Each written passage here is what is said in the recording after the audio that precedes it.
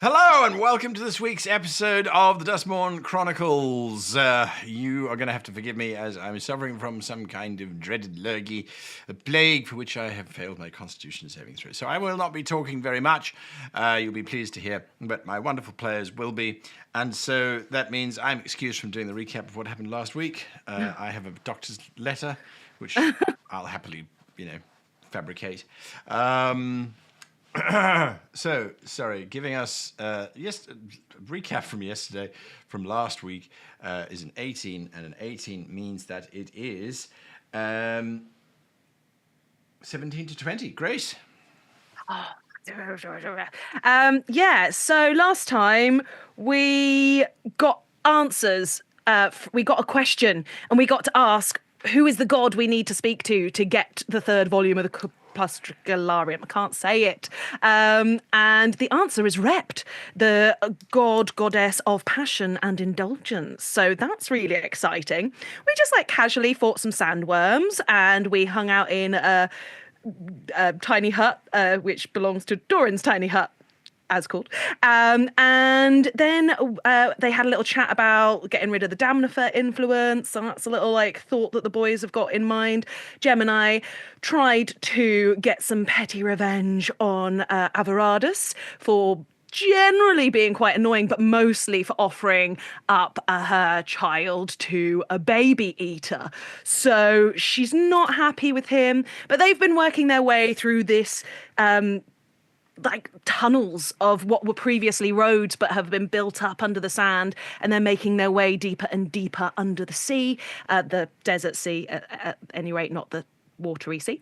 And they were camped down in a previous settlement when they heard the distant growling of, not Guy, but he has got a distant growl at the moment. Just like that, but a dragon. Very true. Very true. Yes, and so we find yourselves safely ensconced in Brendan's structure of magic. Just you and Kelly's group of misfits. What are you all doing? I think Gemini is kind of, hearing that distant growl, the knowing it's kind of the calm before the storm almost. And she's actually, considering it's felt quite oppressive, she has actually finally started to feel some inspiration. And she's kind of humming to herself. She's humming and she is idling and starts to sing a little song.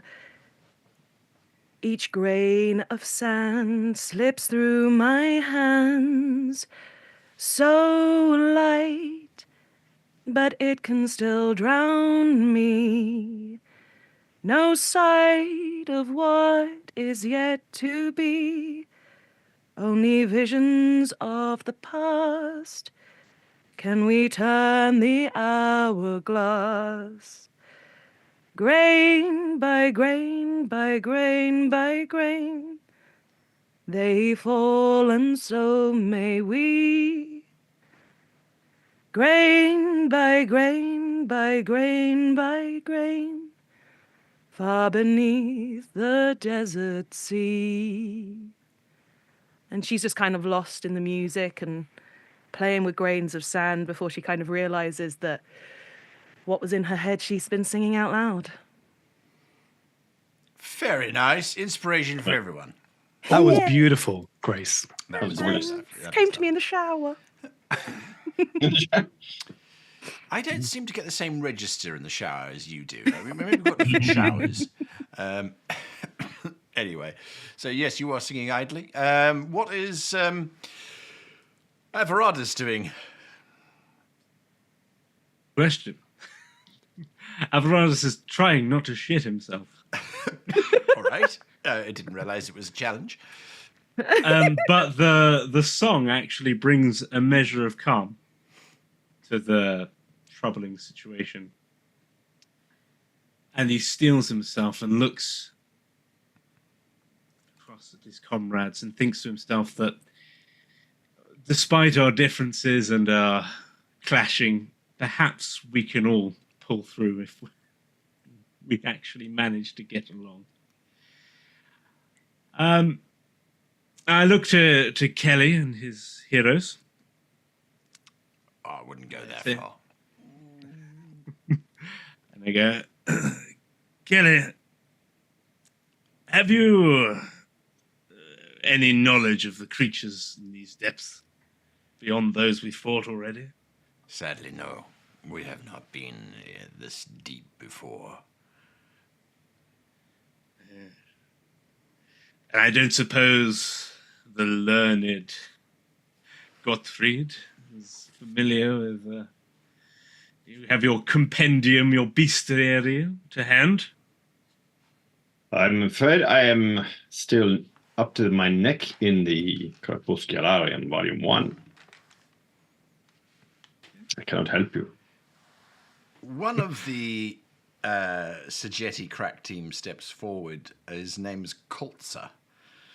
And he's wearing the garb of pretty much all the rest of them. But you can see that he has an amulet around his neck, which is it's the symbol of Ma'at, the goddess of life and death, all that kind of wonderful stuff. Yep, we know. Oh, yes. And he looks at you, Avaradus, and he says, I am going to sound like every other NPC tonight because my voice is affected by the sand. However, I would like to say I might know of some of the creatures that protect these sacred tombs. What was your question, sir? That registering, booming, deep, intimidating growl jog any memories for you? Wow, natural 20. Okay, well, rather on a knowledge roll than an attack roll. There are, to my knowledge, 2 creatures that could make such a terrific sound. One of which would be what you would call a glass dragon. Yes, I think that is what you would call it in your tongue. It is a drake of sorts, not a true dragon in the sense of intelligence. They usually live out in the deep dunes, far from civilization. They are territorial creatures. Very dangerous. I heard that the difference between drakes and dragons had something to do with the arrangement of limbs and wings. A sand or glass dragon cannot fly. That is correct. Doran, you've been quiet on the matter. What would you suggest if we were to... Because we have to proceed. You're addressing Doran? Yeah. Doran is somewhat preoccupied, Avaradus. So when he set up his Doran's tiny temple, he had a kind of a far-off look in his eye. He looks quite distracted, and he's pottering around the Doran's tiny temple, kind of doing odd jobs, things that you would expect, someone of his order would do in a real temple. But his movements are somewhat disjointed. He's a little bit on edge. And, maybe if you look at him and kind of listen in, Doran is muttering a little bit. He's saying, Halvor, you are meant to help. Where are we? I mean, why are you silent, Halvor? No, I don't know. Why? In that case, Avaraz would sort of, noticing your distraction, try and pull you in a bit more into the conversation, maybe even grab you by the one shoulder, hand on one shoulder and go, Doran, what's the matter? Doran kind of snaps out of it a little bit, especially if he hears the song from Gemini. And before, Gemini had a calming effect on Doran. right? When he was trying to cast his what's it called, the divination spell, he was kind of losing himself a little bit in the smoke and the memories, and you could see even in the smoke there was blood and death, and in that smoke there was Georgina's final moments being lived out in front of Doran's eyes. And at that moment, Gemini had calmed him, and even in his kind of sorry state now, when he hears this song about time and the passage of time and the turning of the hourglass, he is deeply melancholic, and it's affecting him on a very emotional level. And you can see that he's having a tough time talking to Halvoth, and he's asking Halvoth, what favors did you grant Georgie? Where is Georgie? He's quite distracted. But Averatus, when you pull his sleeve, Doran does turn around, and it takes a minute, but he shakes himself out of it and says, Averatus, what did you want to say? We were just discussing the creatures that... Did you not hear that roar? We're considering our next plan of attack to proceed. The roar, yes, I heard the roar. I heard the roar here, the roar on the battlefield. Thousands of Yes, Averatus, yes, I heard the roar. If I remember correctly, this sand dragon was the property of a pharaoh, and he was tamed in some way. He was tamed by a lightning javelin or some type of electrical field, which, the pharaoh trained him to fear. If we are to get close enough to him, perhaps I can recreate the sound of this electricity and shoo him or scare him away.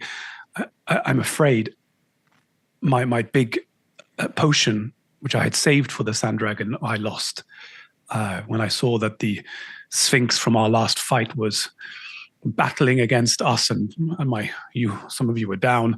I tried to use the potion on it. Unfortunately, it didn't work. So that eventuality is off the table, Averatus. Please consider that in your strategy, Battle Master, when you are devising what we should be doing. Okay, but we're only as good as the team we have, and you seem very distracted. I think we need to get you a bit more focused, perhaps. I would talk with Gemini, Averatus, yes, perhaps privately. I was going to say, we need to... Well, if it's just for the two of you, then... Give me a moment, please. Yes, give me a moment. And if you wouldn't mind, Averatus, I'm just going to take a quick second and just saunter over to Grace and Gemini. And I'm going to approach Gemini slowly and calmly, and I'm simply going to say, Gemini, thank you. The song was beautiful. Glad you liked it.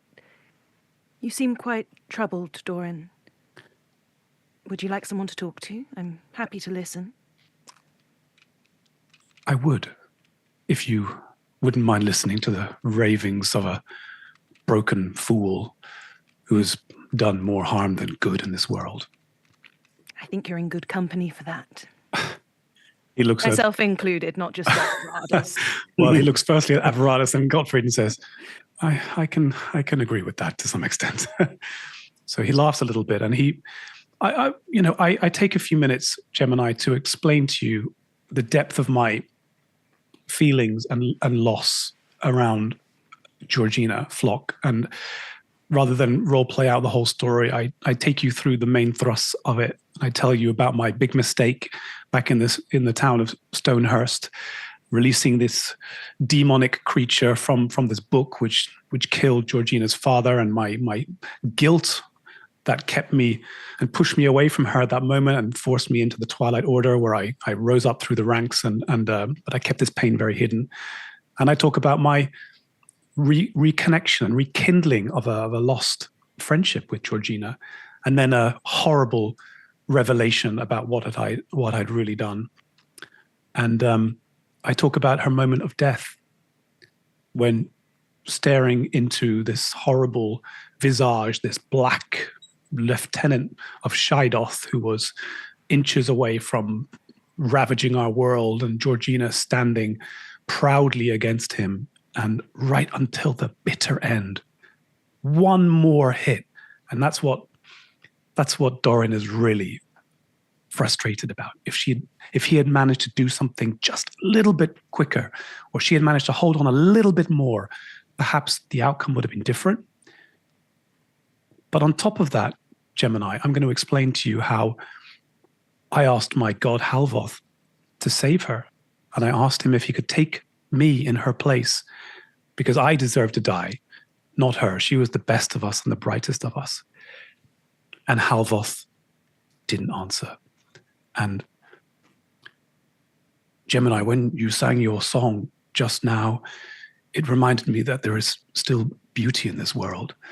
And I know you're not even from here, but this beauty is carrying across the plain, and your voice is cutting deep. It's cutting through everything. There is beauty still, and you remind me a lot of Georgina, your light. I would ask you one favor, Gemini. I've written some words. I'm a big writer. If you would please take a look at them and help me to put some music to this. It's a song about Georgina. I would be greatly in your debt. Well, she sounds like she was quite the epic adventurer. She was the best of us. She's probably played by a really great person as well. I mean, just fantastic. I mean, fan favorite. Sorry, I try not to be a dickhead, but I can't help it. Of course, it would be an honour to see if I can make a fitting tribute to your dear departed friend. Doran is going to hold out his hand and just see if you'll take it. I will. He's opened up to me, and that was a long story. So, yeah, she's going to take that hand. And he'll squeeze it gently. Gottfried, would you please give me an investigation check as you continue to read the Crepuscularium? That's 22. 22. Most of the book is concerned with almost trivial matters of power distribution amongst the gods, and it seems all rather mundane, as a matter of fact. There are some things of interest. There is one thread, however, which you are starting to get a glimpse of. And the thread talks about cyclical existence, and that it appears that the existence of the gods is on a cycle. Mm-hmm. And Meaning? that the gods have a limited time before they are replaced by new ones. Hence the thousands of names of gods. Quite possibly. You're looking at, well, it depends on how big a cycle it is, but with the thousands of names, you're possibly looking at millions of years. Mm. Your knowledge of the current gods is a bit... they're at least 15,000 years old. Mm. So if the names in the book are for 15,000 years, you are easily looking at over 1 million years worth of history, if not more. And that cycle to which they're subject, is that a life and death cycle or some kind of transformation? That's the problem. The book doesn't. It's, you are just getting hints that there is this cyclic nature. Right. How much of that are you relaying to us if I were to pry us to your findings? Yeah, you know, you'll pry and you'll unfortunately get a lecture that you probably don't want to listen to. So yeah. I wax professorial and start banging on. Okay. I think I'm developing a bit of theory that I think you'd be proud of this one. And it concerns Gemini as well. And if if you remember, you had a message from a potential future. Well, let's think of it like this. Perhaps Gemini didn't come from an alternate place, but at maybe a different time. If this is cyclical and the gods renew, perhaps the land and the gods of her place weren't in a different place, but at another time. Do you understand? Does that make sense to you? How Are the gods similar or different in your world, Gemini? Yeah. DM, what would I know? Like, she's not particularly religious, but Give me a from what I've religion heard them check. talking. Thank you. That's a 10. On a 10, you think the gods are the same? They seem the same. From what I've heard people talking about as I'm traveling, seems to be the same you have going on here in this. And how similar are the nation's major events in history and so on? Do they resemble ours? Do they? Go ahead and As give me a much as history that- check. And obviously, I'll go through the nations and the various things to see if they to help perceive. Now you're really testing me. That's a 19. Oh, I mean, it's been a while since I've studied history, but let me just have a think. Oh, I've got to roll a dice on this one.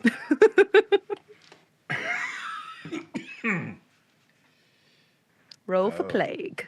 Oh, interesting.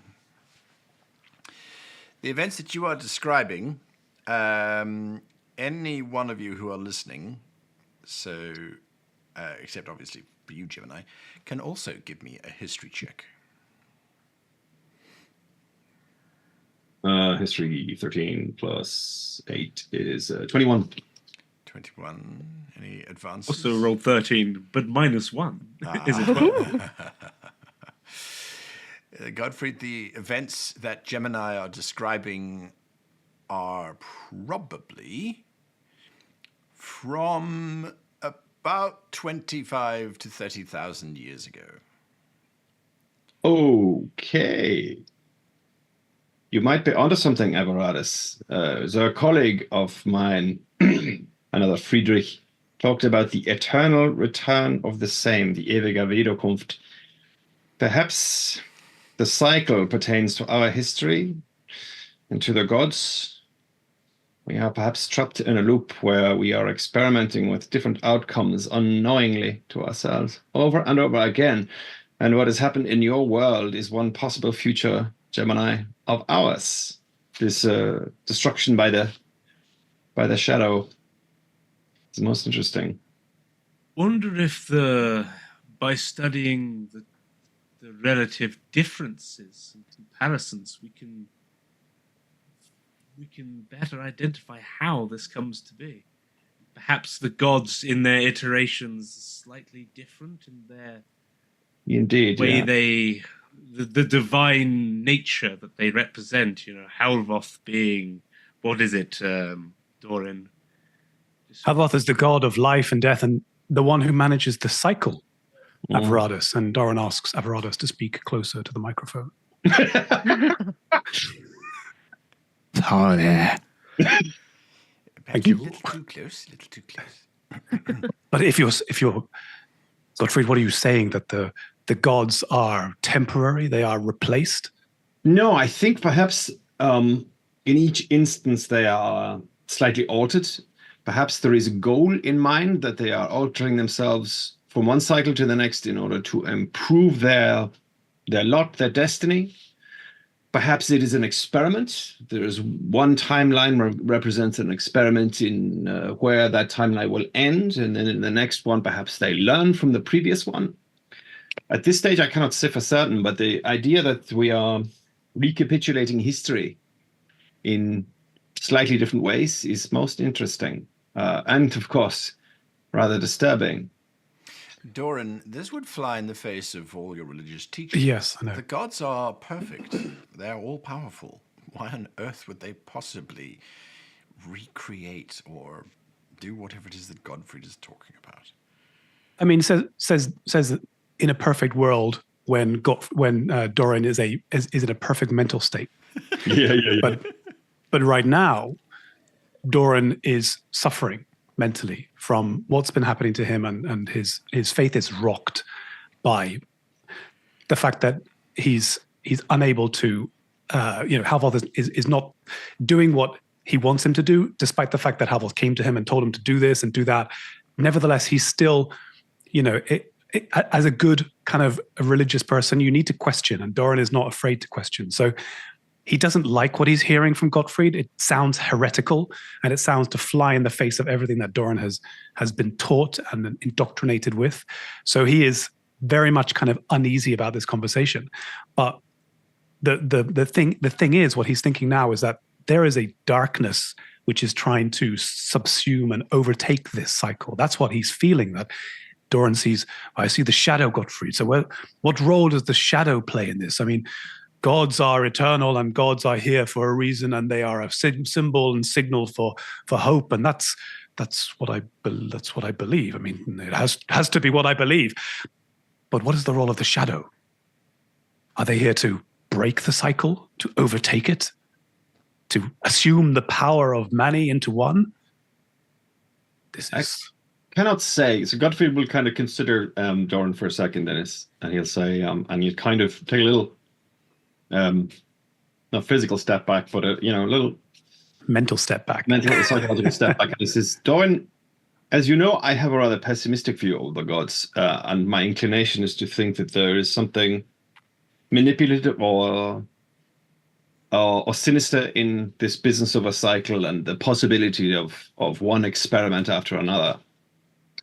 And so I think it would be of benefit for you to consider, for all of us, for you to bring a different perspective to complement mine. Mine is pessimistic. I want you to imagine how this would be interpreted if, for example, Halvoth was actually acting in the interests of what is right and good. So you could help me by pursuing that possibility. Do you understand what I'm saying? I think a good problem is looked at from many angles, Gottfried, the gods are who they are, and we are not meant to understand them fully. We're meant to believe in their place and believe what they do, and they do a lot of good, despite the fact that sometimes we might curse them with our anger or tears. Nevertheless, they are here for a reason, and I think that reason is an overall good one, and therefore any risk to the god's place I would want to address, and I see that definitely in the shadow. Gemini, what do you feel about this? I mean, you come from a different place, a different time, it seems. I mean, well, yes, that's what I'm trying to work out in my mind. Are we suggesting that I come from the same plane, and this is but a different time? I've not traveled through planes, but traveled through time. Correct. Yes. So you are someone who has come from a previous iteration of this particular historical timeline. So whether, in your case, events are different, and the shadow has won. Think of it as is it a case of the gods burning down what they're not happy with and then restarting it all over again? Perhaps that is what we're suggesting, is that it all comes to an end with the shadow and it all starts up anew. Perhaps I've certainly scrapped many a song when it's not been right and had to start again. Yeah. Perhaps they are working towards a different outcome that they have yet to contrive. The question, of course, is whether the gods are in control of this cycle or they themselves are subject to it, which would suggest a greater power still, which is playing with the gods as much as playing with us. This, of course, we don't know and we can't answer at this time, but perhaps it will be revealed when we find the other parts of the exactly. And are all the gods equal as well? I mean, in my church, of course, we say that Halvoth is the father. He is the father of the gods. He is overseeing the cycle, the proper function and form of the cycle. But is he a caretaker of this cycle, or is he the one who actually made it and controls it? Yes. I think there are questions to answer. And Gottfried, I appreciate your comments about working together on this problem. Maybe these different perspectives will help. Perhaps it's all just a game. Maybe that's all it is to them. Maybe they're pitting themselves against each other and seeing who can have the most effect on the people. I think the only way we will get answers to these various possibilities is for me to continue in my study and, of course, to secure the other books. So in that respect, this does not actually change our quest. It somewhat changes mine. If my time has already passed and there is no way of me getting back to my home. Well, the question then is, so all the events of your world in the past, but you have survived entering the future. And so perhaps there is some way in which the past persists and that such that you could actually revisit it. But again, at this stage, we do not know. This is all very new. If you wanted my perspective, it's how could you avenge the past? It's very much been a through line for Gottfried and I. How do you live with mistakes, making sure they don't happen again, but taking revenge for yourself? That reminds me of the gentleman, a colleague that I mentioned, who talked about the eternal return of the same. He said that it was, in one sense, a test. If you know that you have to live the same life over and over and over again throughout eternity, the question is, can you be happy with such an idea? Is your life so tragic and so unredeemably awful that you would not wish this? Or can you redeem all the events of your life such that you can affirm the eternal return of this same life? But of course, he was a strange gentleman. Was he the director of Groundhog Day? No, I'm talking about nature, you ignorant savage. Sorry, no.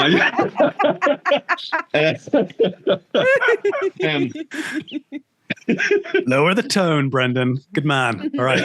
Yeah, fantastic. Perhaps Anyway, Sisyphus even with his boulder. Yeah.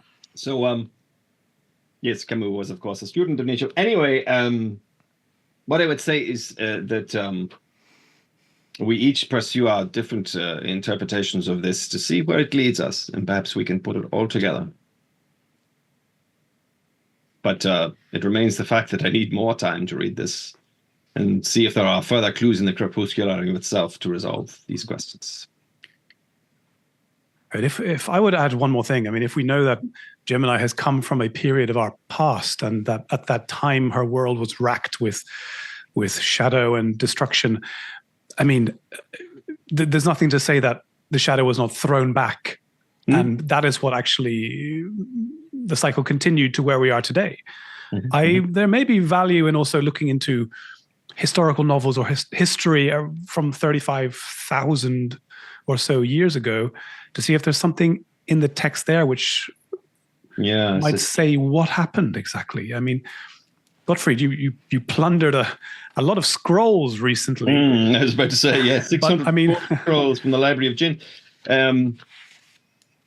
I need my students to help me get through all this reading. What can I do, Gottfried? Can I read? I'm not as studied as you are, but I'm happy to spend some time to run through these papers. Yeah, I can read. I'll divide up the scrolls amongst us, and we can all do homework. So we can have a whole study session. Yeah. I get the coffee. Oh, actually, I do have a +4 history. It's actually not that bad. Yeah. So are you all settling down to read scrolls? Yes, another fun roleplay. Lovely.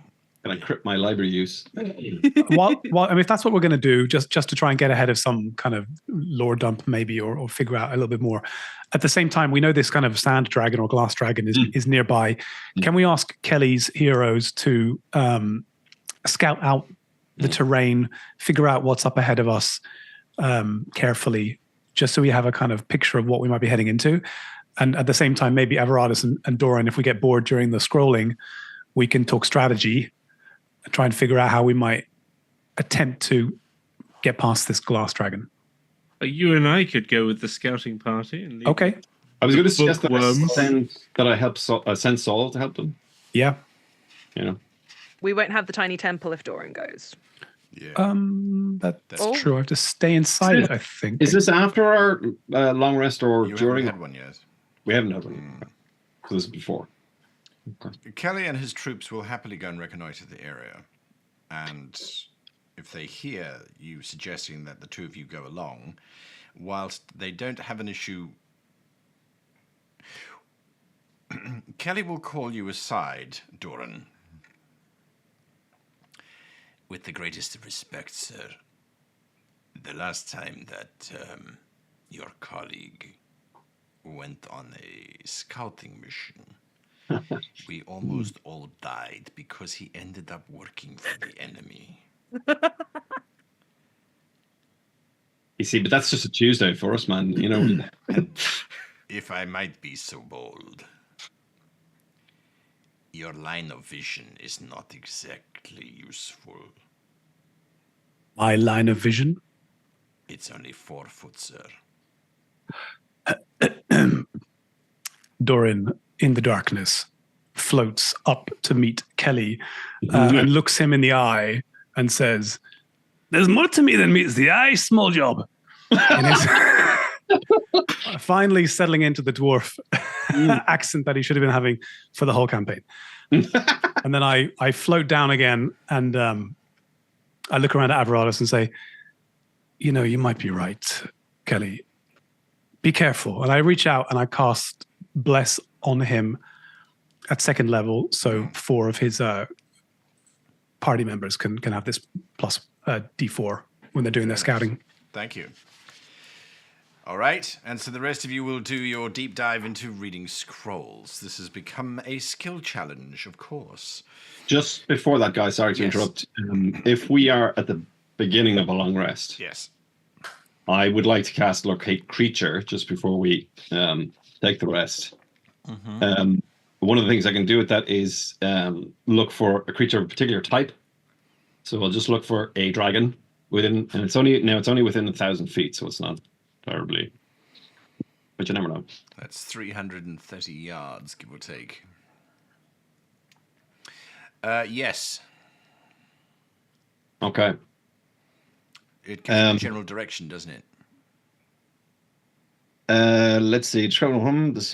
Yes, I sense the direction to the creature's location if that creature is within 1,000 feet, and if the creature is moving, you know the direction of it. All right. It's beneath you, and it appears to be circling. Beneath. Down. Or beneath. In that case, I have clairvoyance memorized as well, so I'll use that. And I will see if I can actually spy on the creature. With clairvoyance. While you're looking that up, Doran, how are you breaking to Averatus that he's not going along with the scouting party? You're a baby selling evil bastard, something like that?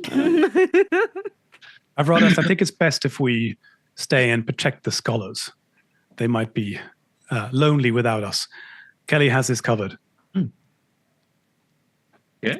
Doran says with a twinkle in his eye. I think Gemini's been half earwigging on this, and as she's built up quite a rapport with Kelly's hero, and she's been getting to know them, so she will just give Kelly like a little raised eyebrow and a little. Yes, he gives you a sly smile. Yeah. We are going into a skill challenge. 6 successes before 3 failures, if you please. So, between the 4 of you, poring over the scrolls from the library of, who was it? Jinn? Jinn. Yeah, you said Jinn, yeah. And tonic. I will first need someone to give me a perception check, if you please. Just to clarify a point of order, guys. So on the guidance, once per round, was that the ruling we had last time? Yes. Okay, I've got a +8 perception. Also, can my song earlier have given them all bardic inspiration? Oh, we've got inspiration as well, haven't we? You got Yeah, but that's different. That inspiration's better than bardic inspiration. Yeah. All right. Shall I do a percept? Go ahead. Do a percept. Okay, incoming Twenzo. So. Come on, what? I have no idea. It's Nat Twenzo. No, it's a 21. Stop it. Yes. All right, 21 is a success on your perception. Well done. So Thanks. You spend the first half hour just sorting through scrolls that could be useful and scrolls that have no value to your current pursuit at all. almanacs for when to plant, probably not useful. So with that success, yes, you sort the scrolls into things that are useful and things that are not useful. I will now require from someone, please, a deception check. Ooh, that's a good one for me. Plus 11. Oh, yeah. Avaradis, I know you've got a pretty high one as well. That's definitely higher, though. Okay. 11 plus 11, that's 22. 22 is a success. Right. Well, I thought I had set the DC to be pretty challenging, but apparently I'd set it to being pretty not. No, it's lovely. We like this. We like Don't this, touch yes. those DCs. Yeah. Get your hands off them. Unless it is to lower them. You realize, looking at the various scrolls and things, that a lot of the way that the Sejeti recorded history, or in this case, current information, given the nature of the scrolls themselves, is when you compare two versions of the same sort of event, you realize that one set of scrolls must be official doctrine, which was prescribed by the royal scribes of the Pharos, the official history. And there are other scrolls which you realize have been marked with a very, very small, it looks to be almost an ink stain on the corner of the scroll. But you realize it is the same ink stain on multiple different scrolls. These portray a slightly different version. Sometimes they're the same, but for example, one, the Great Battle. Give me a second. The Great Battle of Mnitel. In one version, the Pharos was triumphant, slew 10,000 drow that had poured up from the Underdark in an afternoon by simply commanding them to die. In another version, the marked version, the Battle of Mnital ended in defeat for the Pharos. He lost over 100,000 troops to the drow because he simply ordered his men to stand idly by whilst he ordered the drow to die. They did not, and in fact managed to score a significant defeat against the Pharos. He had to withdraw and retreat, and it was actually one of his generals, an individual by the name of Hemnos, who led a countercharge and managed to send the drow back down under the sand. So it's up to you as to which versions you wish to believe. Might go for the marked ones. Perhaps that might make more sense. Okay, with that in mind, I now need someone, aside from those that have already rolled, to please give me a stealth check. Wow. That's not me. My +3. Okay, I'm going to cast guidance on you, Scott, as well. So Avaradis, you can do this, you stealthy bastard. Yeah. More of a sleighty handy bastard. Let's see how we do. Ooh. What does guidance give me again? Is that a D4? 4? E4. You do have your inspiration. Yes. Okay, that's a 15 total, and I think I'll keep the inspiration. Very well, if that's your final offer. That is your first failure. Unfortunately, there is more to these scrolls than meets the eye, but you can't see it. Certainly not for love of money. That means, Gottfried, you are the proud roller of an intelligence saving throw. Oh, no. Oh, I thought it was going to be a strength check. I wish. My wheelhouse. I wish. Okay, here we go. Oh, that's rather good. 24. 24 is a success. Good heavens. Knocking them out of the park. Your intelligence save, you realize that the scrolls that you are reading, the marked scrolls, are also reading you and are changing what is written upon the page according to what your brain thinks should be there. Oh. Even though you have no clue what should be there. So as you are reading about the battle, if you don't believe in the Pharos keeps losing time and time again. you realize that this is a simple trickery. The text is not actually changing, but it's an illusion that the text is changing. And so you can see straight through it and realize the text underneath is saying, well, whatever it says in good old-fashioned hard ink. That greatly helps you in terms of being able to read the scrolls, especially when you tell everyone, no, when you're reading the scroll, look through the text. You've got to let your eyes defocus slightly. And that has everyone sitting there for half an hour, turning them around and around and around, trying to see the elephant. The magic eye, right? Oh, yes. Yeah, Getting cross-eyed. Absolutely. It's like, it's coming to me. It's a dog. No, it's not. So that gives you 3 successes, 3 to go, and 1 failure, 2 to go. The next from anybody will be an investigation check. And that's from anybody. You've From all anyone, rolled. yeah. Yep. Okay, I should do that. 23. Oh, success. That's your 4th success. This history check, you are now certain that what you are reading is an accurate record of the Jinn's library. And some of these will date back 25,000 years, give or take. And they do talk as if the world is ancient. They refer to things that happened in the past, thousands and thousands of years before the scrolls were written, which doesn't really make sense if the world was reset, give or take 25,000 years ago, when Gemini's history seems to have diverged. It's a little confusing. Admittedly, the history that these scrolls refer to are things like, it is said that when the first Pharaohs walked upon the sands parted and revealed to the Pharaohs the location where Memnehep would be based. This was in the first year of the empire 20,000 years ago, 30,000 years ago. So a lot of it could just be hearsay or fable.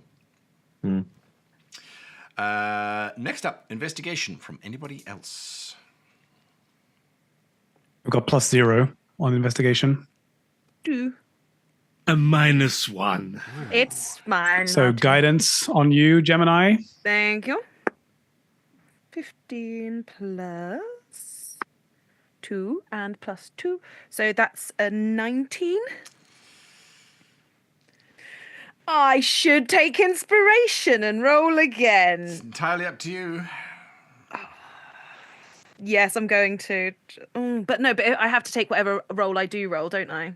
Well, you take the best roll, but if... No, you Oh, I take can that. take the best roll. Yes, but if 15 is not going to cut it, then it doesn't matter if you roll underneath, does it? No.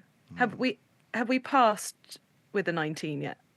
Anybody remember? We haven't. No, 21 was the lowest we know about. Oh, I'm going to risk it for a biscuit. Ah, okay, lovely. That's a 19 plus 2 plus my guidance. Which was 2, which is lovely. So 23. there you go. That is a pass. Yay. Nicely done. A lucky pass too, because right, that's 5 successes. Okay. So 2 failures in hand still. With that investigate check, you are starting to get a distinct picture that whomever wrote these scrolls is absolutely convinced that the world has been going on for thousands of years before the scrolls were written, which are themselves thousands of years old. There doesn't seem to be a cataclysmic reset that's ever occurred. In terms of divergence, Gemini, what you're reading as history, to you seems to be fairly recent, as if it happened, say, only 200 or 300 years ago. Your mother would refer to events which, I remember that. She said that happened, in the time of our grandparents before the shadow arrived, and that sort of thing. But you are getting a distinct impression that the shadow arrived in your world time a long time in this current iteration's history, and there was no one to stop it, because your past history was the shadow arrived and just started sweeping across the planet. Yeah.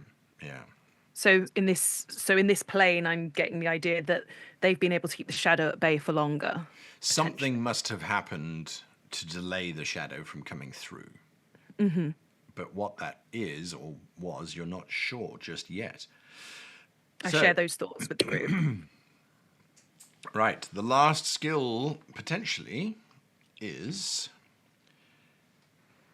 Oh, well, it's a perception check from whoever has not yet rolled. I think that backs to Doran, right? Yeah, I've got a +8 on that, so I'll give it a go. But putting two and two together on what Gemini just said, I mean, do we feel that this Gemini came from the same kind of timeline, but only 35,000 years ago?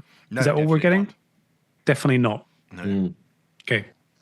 Okay, I was thinking there for a second that It sounds a bit more like there's a different plane that has experienced similar history, but not quite the same. So in other words, instead of it just being our world resets, there are other worlds that are going through the same kind of motions. like parallel planes or something. Yeah, butterfly effect style. Parallel histories, essentially, yeah. Okay.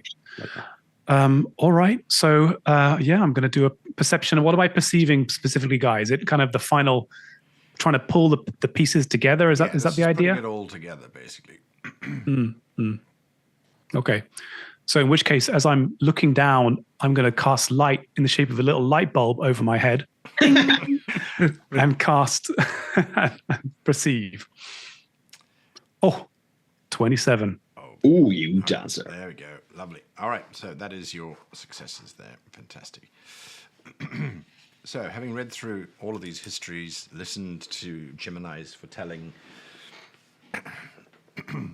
excuse me, there is a scroll that you eventually find amongst all of the ones that refer to a battle that took place between a peasant who would become a Pharos because he single-handedly defeated a great darkness which had consumed the previous Pharos and had thrown the empire into darkness. Those are the words specifically. And this peasant rose up and defeated the darkness. And everybody declared, well, the only way that he could have done that was if he was a god. The tragedy is that once he was made a Pharos, once he was made and given this position of power, he died 2 days later. Unknown causes, but he died. And the vizier at the time was then appointed as Pharos. Did we get his name from the scroll? The young peasant? The young peasant? Yes.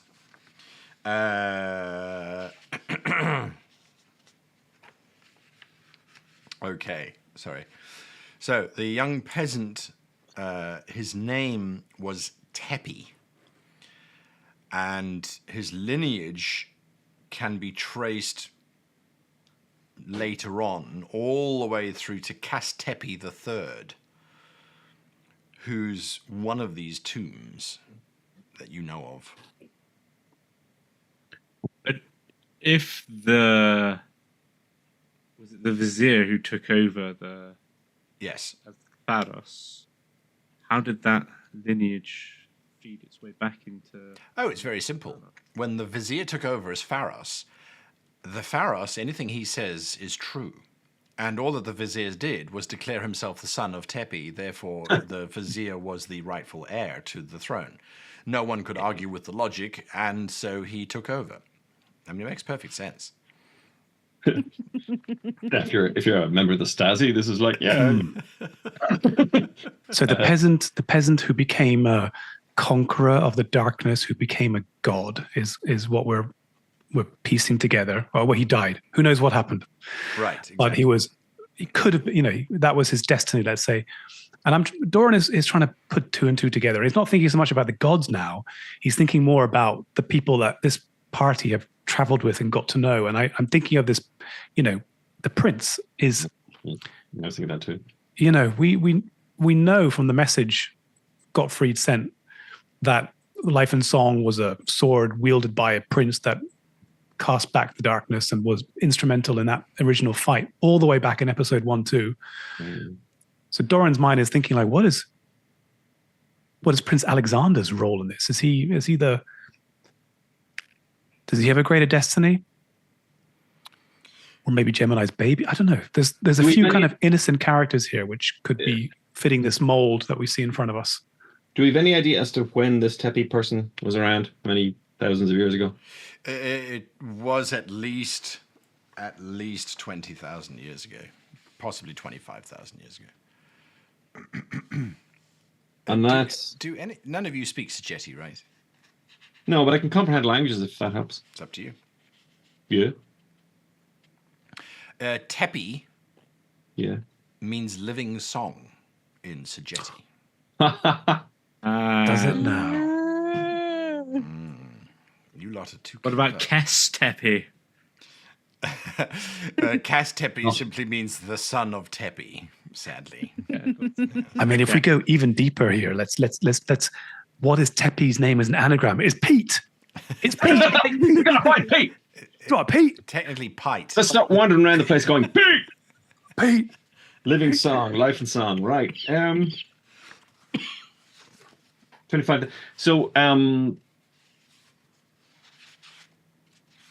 if Gemini thinks that some of this stuff sounds like relatively recent history, would you be aware of, a Sajeti empire or a sand-dwelling? Yeah, they used to exist. They were annihilated. They were They annihilated. were one of the first places to fall. Oh. And How Tepi. about where the Life and Song currently? Where It's in the Yeah. religious city in the middle of Brunei. Yeah. Yeah. Perhaps the shadow is just sweeping across the plains, and my plane had no way of stopping it, but it seems your plane did these many years ago. Theme that perhaps there's always a Tepi to fight the shadow. So that in every instance or plane or whatever it is, a young person representing life and song or something like that. And the weapon One itself. who defeats the end. Somebody to wield the weapon and the weapon itself. Perhaps Right. that Maybe there's some didn't kind of exist where I came from. So a kind of an Arthur with Excalibur kind of a scenario. Who? A savior, a messiah, whatever. But what does that make us? I mean, just as an aside, are we kind of just the people who are trying to make this story happen? Is that we're the kind of facilitators of this? Merlin. Merlin. Okay.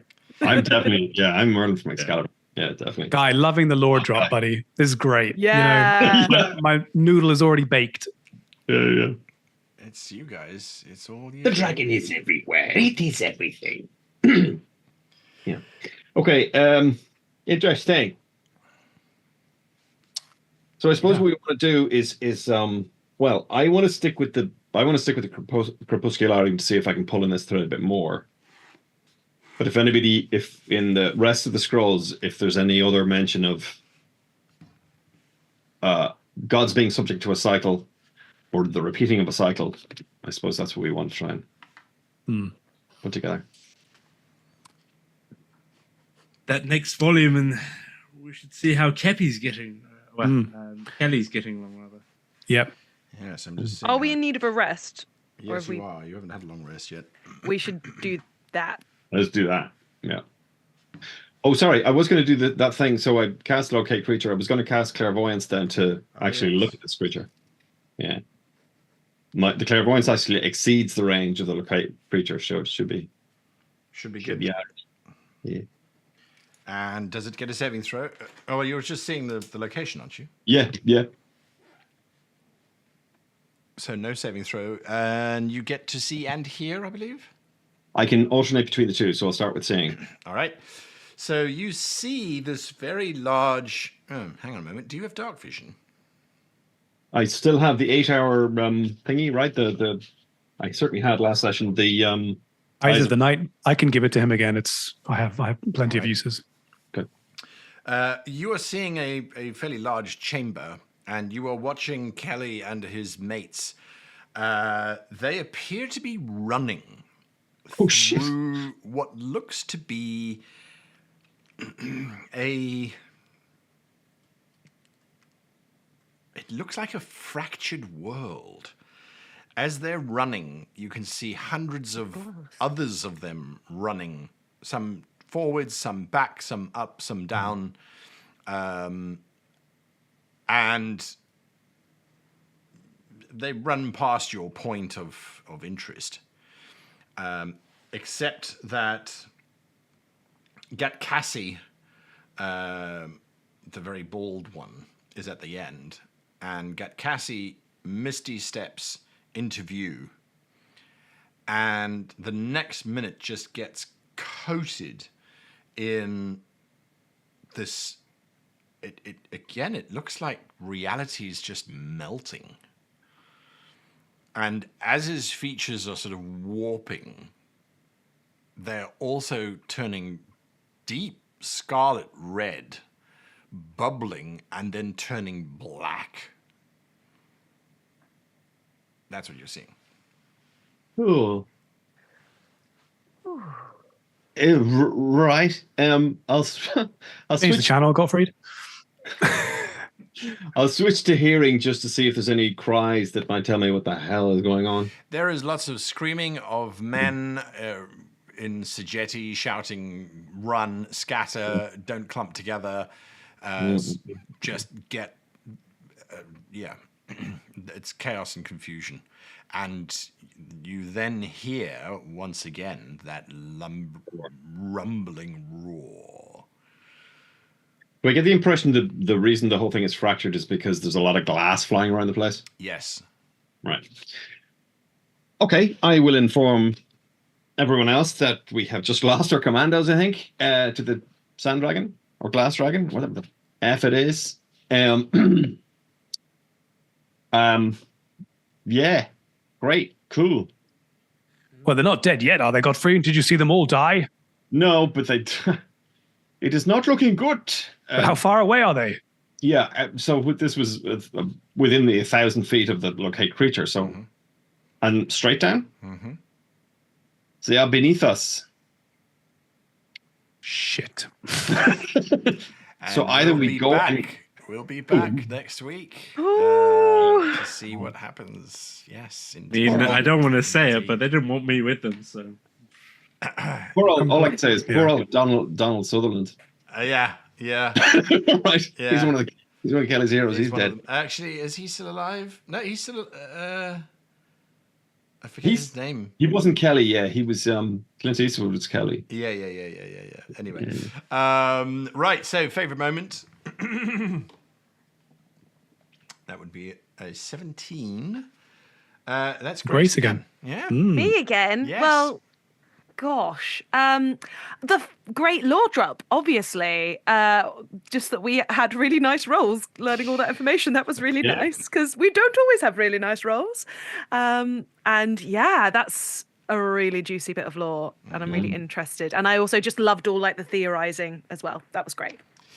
Yes, I must. I've got a question for Guy. Yes. So, did you come up with all that on the fly? Can you define the word all? Because I'm going to say that, like, well, that's a difficult quantity. I'm going to say that 75% of it is part of the plan. Okay. 25% of it is just linking the plan into the things that you're doing.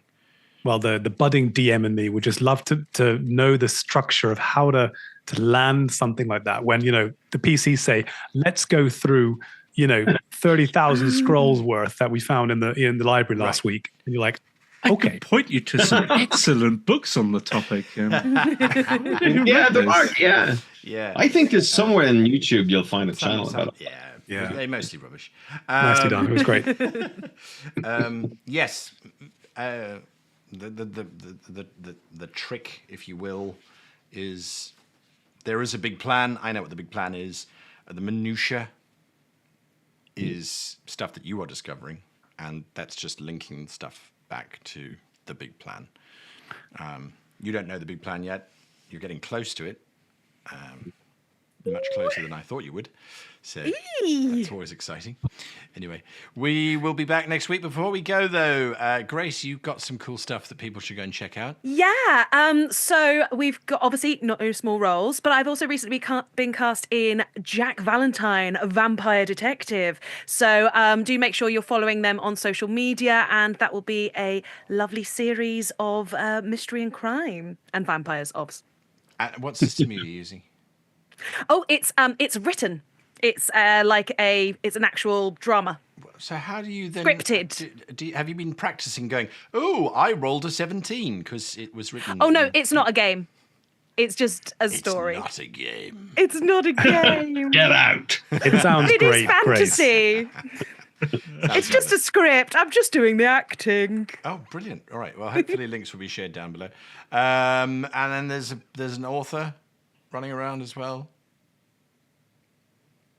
Which one? Well, you've got books on Amazon, don't you? Yeah, but we've done that for years. Okay, apparently I've got to remind people. The link is down there. The link is down there. That's true. I do. The Chronicles of the Crooked Man. Yes. Yeah. Yes. Anybody else got anything going on just yet? And Brendan, your novels, you're not out. Scott, you're No, I'm very boring. Parenting. Parenting. Oh, I see. He's written a child Oh, using his own DNA. yeah. And there's no. Although link if you for catch that. me So at Empire LARP, I could teach you the ways of the longsword. no, which that's is my true. That's true. speciality. That's true. Very good at longsword. All right, we'll Study see you all. Maya. We'll see you all next week. Thanks for watching. Goodbye. Bye.